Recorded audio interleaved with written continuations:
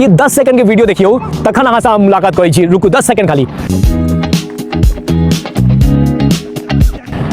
तो देखिए एहि वीडियो में की देखलिए अहाँ कि बच्चा भाग रहल छै, भोरे भोरे भाग रहल छै, दौड़ रहल छै। अहाँ देखियो दोसर वीडियो में की देखलिए अहाँ कि बच्चा हाइकिंग कर रहल छै। हाँ अब कमेंट केहन आबि रहल छै, अरे बच्चा के एते छोट बच्चा के 3 साल के बच्चा के अहाँ की करबै छियै, दौड़बै छियै, भगबै छियै, म्यूजिक पियानो सिखबै छियै, हाँ गाना सिखबै छियै, अरे प्रैक्टिस कराबै छियै भोरे उठ कऽ।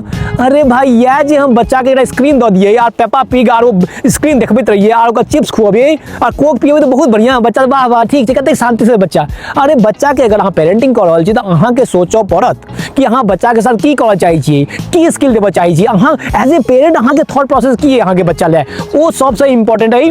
अहाँ के दोसर के जे आबि रहल है बाहर समय से ओहि ला अहाँ के पूरा कान बंद चाही, अहाँ के कान खोलऽ के जरूरत नहीं ओकरा ले।